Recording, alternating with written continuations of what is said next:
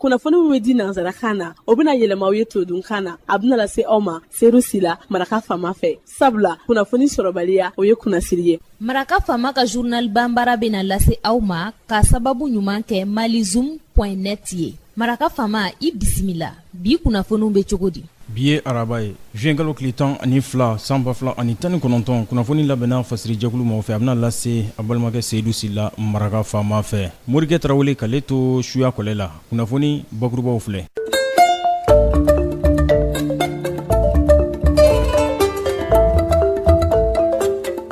Mugujugutila jatigɛwale kɛba maa 2 n'o ye terrorisiw ye olu de kun taara k'u bɛ taa mugu puron ta k'o don dugu jukɔrɔ Menaka ale siraba sanfɛ.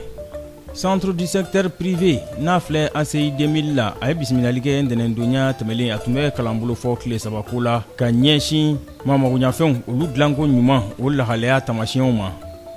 CMP Event ani Africa Scene olu ka baaraɲɔgɔnya hukumu kɔnɔna na u tun bɛ dɔnnibaaru ɲininaw ɲɛkɔrɔ ntɛnɛndonya tɛmɛlen dunanjigiso la Kɛnpɛski yaasa ka ɲɛfɔli kɛ cogo min na u ka tako fɔlɔ min n'u bɛna kɛ n'a bɛ ɲɔgɔnnajɛrɛ ko fɔ n'u kama Mali Award 2019. République démocratique du Congo ale kɔnɔna na maa 23 bɔɲango ngwara dabɔ olu ka daga kɔnɔ tigɛkɔni taara ka sin olu la cour constitutionnelle fɛ. Dɔnnibaaru la kumabɔ olu ye nin ye minnu bɛna walawala aw ye sisan dani na aw ni ce maraka faama ka journal banbara lamɛnli la.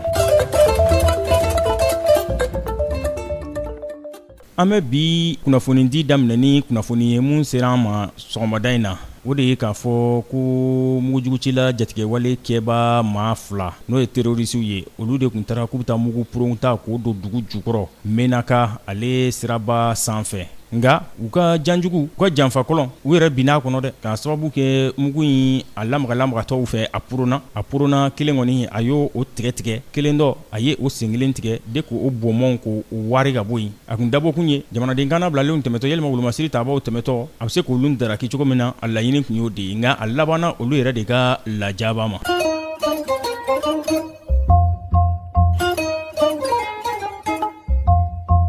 Centre du secteur privé ACI 2000 la ntɛnɛndonya tɛmɛlen a ye bisimilali kɛ a tun bɛ kalanbolo kofɔ ka ɲɛsin maamagoɲafɛnw olu dilanko ɲuman ma n'u ko ma ISO 9001 a san 2015 ta ka ɲɛfɔli kɛ o la a kalanbolo in a kɛra tile 3 bɔɲango o de kɔnɔna na a labɛnna programme système qualité de l'Afrique de l'Ouest PSQAO baaraɲɔgɔnya ani agence malienne de normalisation et de protection de la qualité AMANORM conseil national du patronat du Mali CNPM ani fédération des organisations patronales de l'Afrique de l'Ouest FOPAO o tɔndenw a ɲɛsinna fɛn min k'a dɔn k'a fɔ kwa joli ani kulogiriya bɛ se ka kɛ ka ɲɛsin cogo min na ka kalanmaaw kun yaasa u ka baarakɛla minnu n'u b'olu ta ka bila fɛn dilanko ɲuman kɔlɔsili la olu fana bɛ se ka kɛ maa jolenw ye cogo min na bolofɛn minnu bɛ dilan ka kɛ ɲumanw ye i n'a fɔ ISO 9001 a version 2015 o bɛ a laɲini cogo min na o de kosɔn ONUDI o ka ciden kɛnɛ kan Abiso Tarawele ale ko Mali mago bɛ nin n'a ɲɔgɔnnaw de la yaasa maamagoɲafɛnw olu bɛ se ka dilan ka ɲɛ cogo min na minisiri ka ciden Jara Asa Sila ale ko nin kalanbolo in a bɛ kɛ sababu ye fɛn min ka dɔn ka fɔ baarayɔrɔ maa minnu n'olu bɛ sugandi ka kɛ fɛn ɲɛ dilanko ɲuman o ɲɛdamakɛlaw ye u ka se k'u ka baara kɛ a kɛcogo ɲuman na yaasa jamanadenw bɛ se ka maamagoɲafɛn ɲumanw dilannen sɔrɔ cogo min na.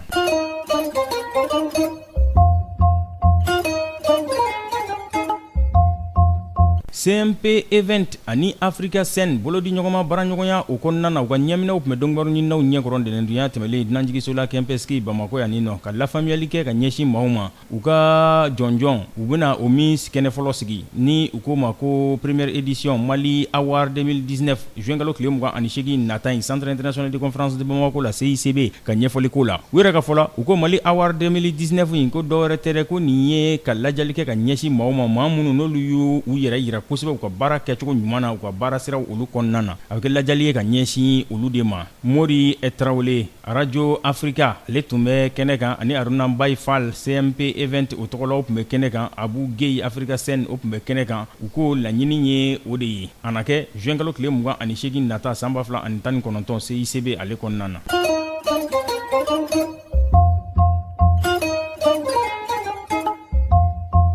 République démocratique du Congo maa 23 bonyako n'olu ye ngwara dabaw ye n'olu tun bɛ assemblée nationale o kɔnɔna na a jirala k'a fɔ k'olu tigɛ bɔra wasadenya la cour constitutionnelle de ye nin kuma in fɔ ka maaw bila u nɔ la n'olu bɛ bɔ front commun pour le Congo FCCC o kɔnɔna na Joseph Kabila o dafɛmaw don k'olu ye ka dɔn k'a fɔ jɔyɔrɔ dafalen olu y'o sɔrɔ assemblée nationale o kɔnɔna na Daniel Safou de Lamuka ale y'a jira k'a fɔ cour constitutionnelle a ye nin sariya in ta waati hakɛ fɔlen o tɛmɛlen kɔfɛ n'o ye kalo 2 bɔɲango ye k'o de kosɔn k'ale b'a fɔ ko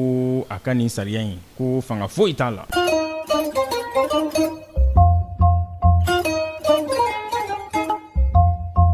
Funengani den ta ni san 5 bɔɲango ni furakɛli tun bɛ ka taga ɲɛsin ale ma ko Ebola bana b'ale la ale kɛra maa fɔlɔ ye mun ye nin bana in sɔrɔ kabini a ko daminɛra République démocratique du Congo o kɔnɔna na ale bɛ Uganda de a kalo 6 bɔɲango o ye nin ye k'a fatura bi dunya in na minisiriso min ɲɛsinnen bɛ kɛnɛya ma o de ye nin kunnafoni ninnu fɔ dɛ. Nin bɛ dansigi bi lanseliw la min labɛnna fasɛrijɛkulu maaw fɛ k'a lase a balimakɛ Seydou Sila maraka faama fɛ Morikɛ Tarawele k'ale to suya kɔlɛ la ni Ala ma an ka jɔnya jɔ an na sini an na ɲɔgɔn sɔrɔ yan kunnafoni kuraw k'olu lase aw ma n'a b'a fɛ ka segin maraka faama ka journal Bambara lamɛn a bɛ taa malizoom.net ale sanfɛ www.malizoom.net maraka faama ka journal Bambara a ka kunnafoni jatara a ka laselibaw an n'a bɛɛ lajɛlen ye a k'an bɛn sini ni Ala sɔnna a ma. Maraka faama ka bi journal Bambara lasera aw ma k'a sababu ɲuman kɛ malizoom.net ye.